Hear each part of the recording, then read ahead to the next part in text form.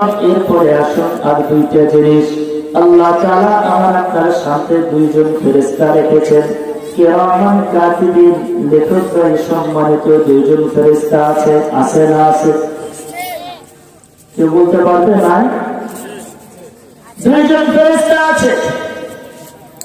এই দুইজন ফেরেশতা আমি আপনি যা কিছু বলি, যা কিছু করি, সব কিছু আল্লাহ তাআলার সামনে তারা লিপিবদ্ধ করে নেন। আল্লাহর সামনে সব হাজির করে দিবেন। মিথ্যাও লিখবেন না, বেশিও লিখবেন না, কমও করবেন না।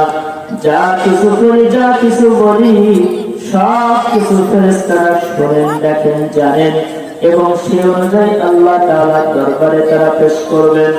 ও দুস্তাহবাব, সর্বশেষ 8 নম্বরে সাক্ষী, আবার আপনার আমলনামাটা পেশ করা হবে। কিয়ামতের ময়দানে মানুষ বড় পেরেশান হয়ে বলবে, আল্লাহ,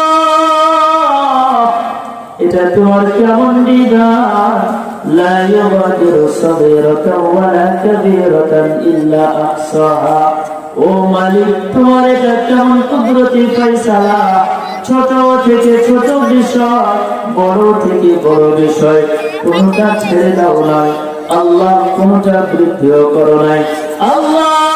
আমি একজন দরিদ্র মানুষকে 1 টাকা দান করেছিলাম, সেটাও দেখতেছি আমার আমলনামায়।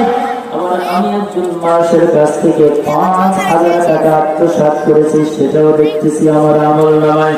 ও আল্লাহ, আমি একজন মানুষকে ধোঁকা দিয়েছিলাম, সেটাও দেখতেছি আমার আমলনামায়।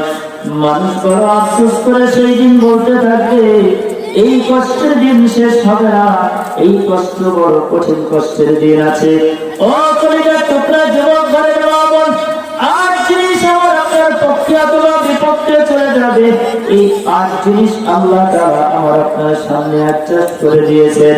এই 8 জিনিসের বাইরে কোনো মানুষ নাই। আপনি যতই যা কিছু করেন, যতই লুকিয়ে করেন, যতই রাতের অন্ধকার গভীরে করেন, যত বড় বাড়াখানার গভীর জঙ্গলের মধ্যে যেখানেই করেন, মালিকের চোখ ফাঁকি দেওয়া যাবে না। আল্লাহ রাব্বুল আলামিন এই 8 জিনিস দ্বারা মানুষের